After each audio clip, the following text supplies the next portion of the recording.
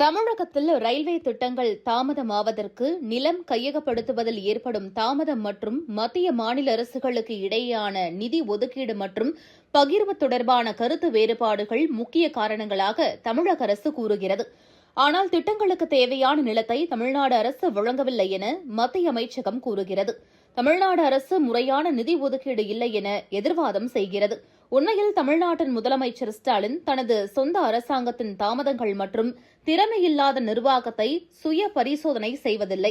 அதற்கு பதிலாக பிரதமர் நரேந்திர மோடி அவர்களின் தொலைநோக்கு தலைமைக்கு எதிராக வழக்கம் போல மீண்டும் தவறான குற்றச்சாட்டுகளை முன்வைக்க தொடங்கியுள்ளார்.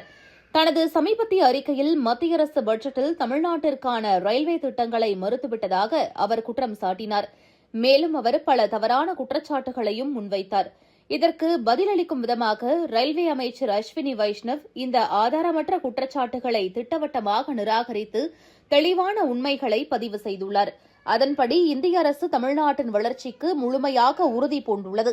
மாநிலத்திற்கான ரயில்வே பட்ஜெட் ஒதுக்கீடு 2014ஆம் ஆண்டிலிருந்து 8.5 மடங்குக்கு மேல் அதிகரித்து 2026-27ஆம் ஆண்டில் ரூபாய் 7,611 கோடியாக உயர்ந்துள்ளது.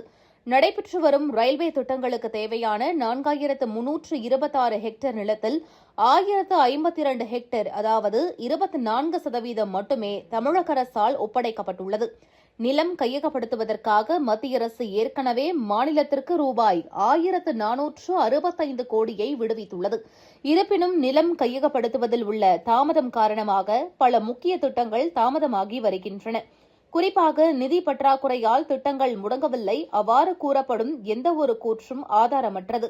ரயில்வே திட்டங்கள் தாமதமாக நிலம் கையகப்படுத்துவது மட்டுமே ஒரு முக்கிய தடையாக உள்ளது என்பதே உண்மையாகும்.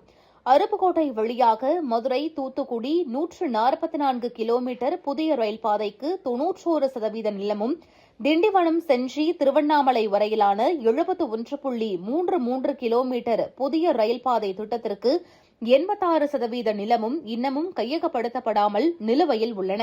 அடுத்து ராமேஸ்வரம் தனுஷ்கோடி புதிய ரயில்பாதை திட்டத்திற்கு பிரதமர் மோடி 2019ஆம் ஆண்டில் அடிக்கல் நாட்டினார்.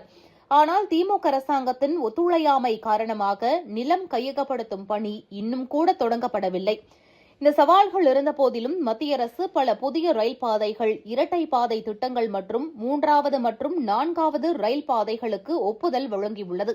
மேலும் தமிழ்நாட்டின் பொருளாதார மற்றும் தொழில்துறை வளர்ச்சியை ஆதரிப்பதற்காக கூடுதல் திறன் விரிவாக்கத்திற்கான விரிவான திட்ட அறிக்கைகள் தயாரிக்கப்பட்டுள்ளன. தமிழ்நாட்டில் மொத்தம் 77 அம்ரித் நிலையங்கள் மத்திய அரசால் முழுமையாக மறு வடிவமைப்பு செய்வதற்காக அடையாளம் காணப்பட்டுள்ளன. அவற்றில் 18 நிலையங்களில் பணிகள் ஏற்கனவே நிறைவடைந்துள்ளன. 2014 முதல் சுமார் 1,350 கிலோமீட்டர் ரயில் பாதைகள் அமைக்கப்பட்டுள்ளன. மேலும் 2014 முதல் 2,386 கிலோமீட்டர் தூரத்திற்கு மின்மயமாக்கப்பட்டு தமிழ்நாட்டு ரயில்வே 97% மின்மயமாக்கல் இலக்கை அடைந்துள்ளது. நவீன மேக் இன் இண்டியா ரயில்கள் தமிழ்நாட்டில் பயணத்தை மேம்படுத்தி மேலும் மலிவானதாக மாற்றி வருகின்றன.